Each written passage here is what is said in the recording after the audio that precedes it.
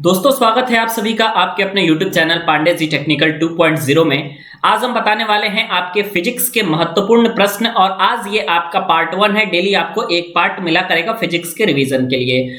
बाकी जितने सारे स्टूडेंट फर्स्ट सेमेस्टर की पूरी कंप्लीट तैयारी करना चाहते हैं वो सभी लोग इस क्लास को ज्वाइन कर सकते हैं इस नंबर पे कॉल करके। और यहाँ पे पूरे फर्स्ट सेमेस्टर की क्लासेस आपकी चल रही है, बिल्कुल लाइव क्लासेस आप अटेंड कर सकते हैं। फीस आपकी 299 जो है आपके ये पूरे सेमेस्टर के लिए है और पूरे फर्स्ट सेमेस्टर की क्लासेस के लिए है। आइए अब हम क्वेश्चंस की शुरुआत करते हैं। पहला क्वेश्चन आपके सामने दिया गया है कि विमीय विधि से सत्यता की जांच करना। ठीक है, आपको यह बताना है कि आपका जो दिया गया समीकरण है ये आपका सही है या नहीं है। तो सत्यता की जांच हम कैसे करते हैं पार्ट 1 में हम देखेंगे। और भी बहुत सारे क्वेश्चन जो सेमेस्टर में पूछे जाते हैं ये भी क्वेश्चन आपका पूछा जाता है। तो आइए 2 नंबर का एक क्वेश्चन है आपका, v² = u² + 2as आपका सही है या नहीं है। इस बात की पता कैसे लगेगी।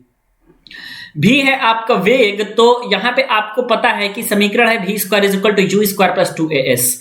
भी की आपकी जो विमा हो जाएगी वो Lt⁻⁻1 हो जाएगा और इसका पावर 2 हो जाएगा = u²। आपके पास हो जाएगा Lt⁻⁻1 और इसका आपके पास हो जाएगा स्क्वायर, फिर प्लस में आपके पास हो जाएगा 2 × as और a आपका त्वरण है। त्वरण की विमा आपको पता है Lt⁻2 होती है और s आपका फिर डिस्टेंस होता है, तो डिस्टेंस की विमा आपकी l होती है, ये आपको मालूम है। ठीक है, अब आपको क्या करना है यहाँ पे देखिए। अब यहाँ पे अगर आप इसको सॉल्व करोगे तो यहाँ पे आप अंदर मल्टीप्लाई करोगे तो आपका हो जाएगा ये l² T⁻²। ठीक है, आराम से आप मल्टीप्लाई कर सकते हो।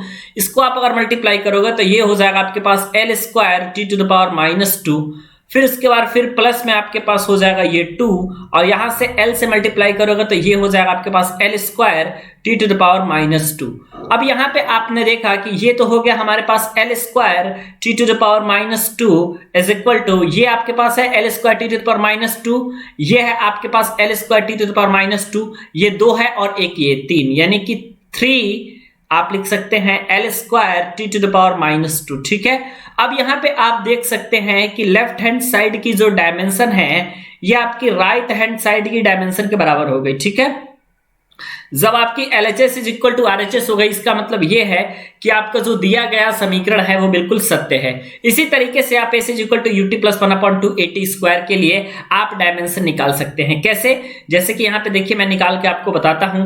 S = आपके पास है UT प्लस में 1/2AT²। ये आपको पता है कि ये गति का द्वितीय समीकरण है। अगर आप इसको सॉल्व करोगे तो S आपकी चली गई दूरी होती है, चली गई दूरी को हम L से रिप्रेजेंट कर रहे हैं = UT। U आपका क्या है दोस्तों, तो आपका वेग है, तो वेग का आपके पास हो जाएगा Lt⁻⁻1 और यहाँ पे आपका T है तो आप इसको एज इट इज T ही रखो। ठीक है, फिर प्लस में आपके पास ये हो जाएगा 1/2 और यहाँ पे आपके पास A है, A आपका त्वरण होता है, तो त्वरण के लिए आप क्या लिखोगे Lt⁻2 होता है और उसके बाद आपके पास T² है। T² है कहने का मतलब ये है दोस्तों कि अगर आप इसको हल करोगे तो T² यहाँ पे आप इसको लिख दोगे T⁻²। अब आप एक चीज देखो कि यहाँ पे आप देख रहे हो कि T⁻2 है, यहाँ पे आपका देख रहे हो T⁻2 है, एक बार -2 है एक बार +2 है। कहने का मतलब है कि L आपका तो ऑलरेडी कैंसिल ही हो जाना है। ठीक है, सॉरी T आपका कैंसिल हो जाना है।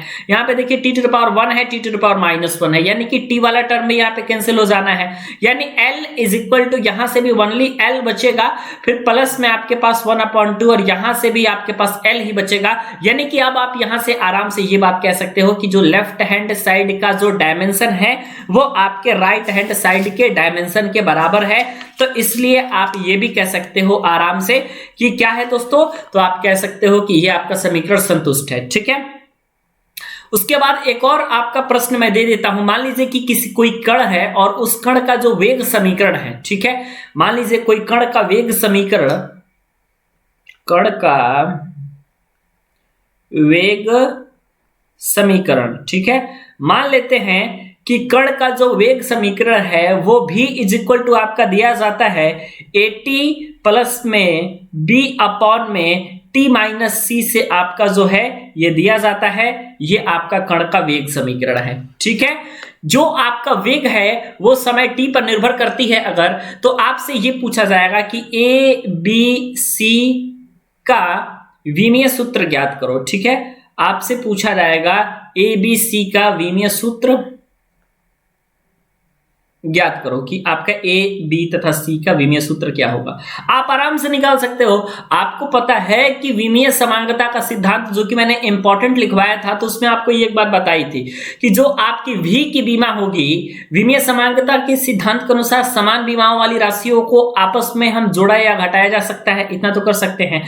तो इसका मतलब ये हुआ कि जो आपकी भी की विमा होगी, ठीक है, वही बीमा आपकी एटी की बीमा होगी। तो भी की बीमा इज इक्वल टू एटी की बीमा। ये तो आप लिख सकते हो कि भी की बीमा इज इक्वल टू एटी की बीमा, बिल्कुल सर लिख सकते हैं। तो अगर आप यहां से ए की बीमा निकालने की कोशिश करोगे तो यहां से आप ए की बीमा आराम से निकाल सकते हो। ए की बीमा इज इक्वल टू आपके पास हो जाएगी यहां से भी की बीमा अपॉन में आपके पास निकल के आ जाएगी टी की बीमा, ठीक है। भी की बीमा अपॉन में निकल के आ जाएगी टी की बीमा। भी की बीमा अगर हम बात करें तो आराम से आप निकाल सकते हो। भी तो आपका वेग है, वेग की बीमा L T to the power -1 होता है, ये तो आपको मालूम है। टी की बीमा आप यहाँ पे कैपिटल टी लिख सकते हो। उसके बाद अगर आप ए की बीमा निकालने की कोशिश करोगे तो आपका ए का डायमेंशन आपका यहीं से निकल जाएगा और ये है आपका L T to the power -2 और ये है आपकी ए की बीमा, ठीक है। तो ए की बीमा आप L T to the power -2 निकाल सकते हो। इसी तरीके से अगर यहां से बी और सी की बीमा निकालनी होगी तो आपको एक बात पता है कि जो बी की बीमा होगी वो आपकी किस चीज की बीमा होगी, जो बी की बीमा होगी वही आपकी जो बीमा होगी वो होगी आपकी बी अपॉन में टी माइनस सी है, टी माइनस सी आपका ऊपर जाएगा। तो आप इसको निकाल सकते हो दोस्तों कैसे कि b अपॉन में t प्लस सी, यहां पे प्लस रहेगा, मैं भूल गया हूं, चलिए मान लीजिए b प्लस टी, भी अपॉन में t प्लस सी की जो आपकी बीमा है, b अपॉन में t प्लस सी की जो बीमा है वही बीमा हमारी भी की बीमा होगी। क्योंकि अगर आपका इसका बीमा इसके बीमा के समान नहीं रहता तो हम इसको आपस में जोड़ या घटा नहीं सकते थे, ठीक है। तो आप इस तरीके से क्या निकाल सकते हो, बी की बीमा आप आराम से निकाल सकते हो, ठीक है। और उसके बाद जब आप बी की बीमा निकाल लोगे तो आप लोग टी का तो कैपिटल टी हो जाएगा, ए और बी का आपका मालूम चल गया तो सी का भी आप आराम से निकाल सकते हो, ठीक है। यही तरीका होता है दोस्तों निकालने का। बाकी अब हम देखते हैं कि अब हमें और हमें क्या क्या चीजें पढ़नी है इसमें, ठीक है। अब इसमें जो है और बहुत ज्यादा आपकी चीजें नहीं आती हैं, कुछ प्रतिशत त्रुटि की चीजें आती है, ठीक है। कुछ आपकी प्रतिशत त्रुटि की चीजें आती हैं, उसका मैं क्लासिफिकेशन के लिए मैं डायग्राम बना दे रहा हूं, ठीक है।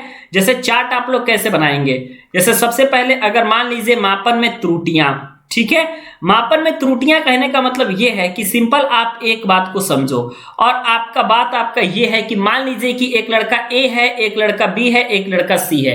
इन तीनों से मैंने कहा कि आप एक स्केल लीजिए और उस स्केल से इस रेखा की लंबाई ज्ञात कीजिए। ये लड़का जो है ए जो है इस रेखा की लंबाई ज्ञात की है 3.5, बी जो है अलग अलग इनकी रीडिंग आई 3.65 आ गया, मान लीजिए सी जो है ये 3.4 आपका मेजर कर दिया। तो इसी को त्रुटियां कहते हैं। तीनों में अलग अलग डिफरेंस है, तीनों में से कोई ना कोई किसी न किसी प्रकार की त्रुटि किया है जिसकी वजह से रीडिंग आपकी अलग अलग आ रही है, ठीक है।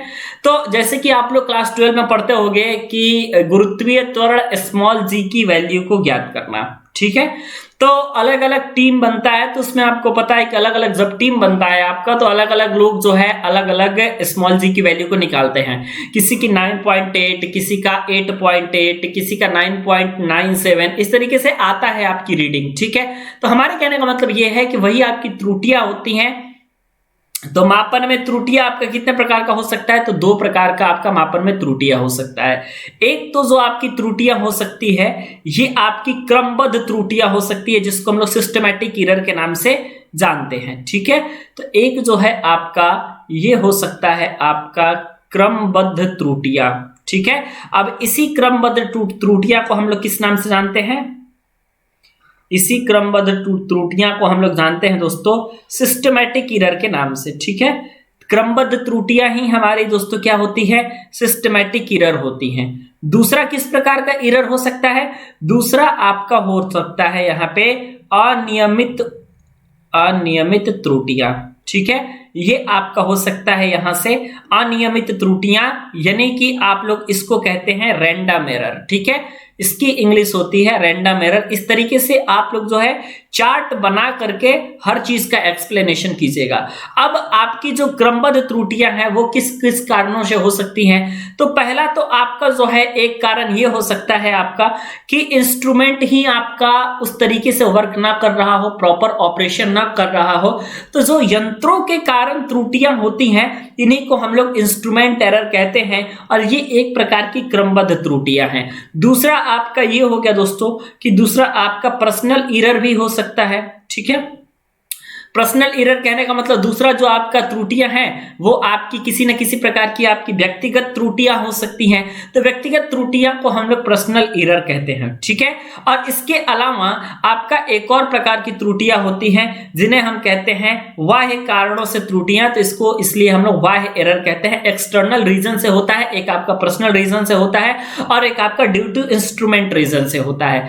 पर्सनल एरर में आपका क्या होगा कि मान लीजिए कोई हाथ हिल गया या फिर आपका जो जहां पे सटीक देखना था उस रीडिंग को आप नोट नहीं कर पाए, ठीक है, चाहे ध्यान इधर उधर चला गया, तो ये आपका पर्सनल एरर है। इंस्ट्रूमेंट मतलब कि इंस्ट्रूमेंट ही मान लीजिए कि आपका जो है इंस्ट्रूमेंट में किसी प्रकार का आपका एरर हो और इंस्ट्रूमेंट सही से उसकी मेजरमेंट नहीं कर पा रही हो, that type of error is known as the instrument error. बाह्य त्रुटि एक्सटर्नल रीजन आपका ये हो सकता है कि मान लीजिए कि आपका कहीं ध्यान विचलित हो गया, ठीक है, या फिर कोई आपका ऐसा इंस्ट्रूमेंट है जो कि कुछ हिल गया, आप मान लीजिए कि फोकल लेंथ ज्ञात कर रहे हैं और पिन आपकी हिल गई, या फिर आप सरल लोलक के आवर्तकाल में त्रुटियां आप ज्ञात कर रहे हैं, धागा टूट गया या फिर उसकी लंबाई छोटी हो गई, किसी प्रकार की जो है त्रुटियां हो सकती है जो एक्सटर्नल रीजन से हो, वही आपकी बाह्य त्रुटियां होती हैं। ठीक है, तो बहुत सारी डिफरेंट टाइप ऑफ आपके एरर होते हैं। इसी तरीके का आपके सिंपल सिंपल क्वेश्चन पूछे जाते हैं लेकिन उनको ध्यान आपको जरूर रखना है। मुझे उम्मीद है वीडियो आपको समझ में आई होगी। अगर आपको वीडियो समझ में आती है तो वीडियो को लाइक जरूर कीजिएगा।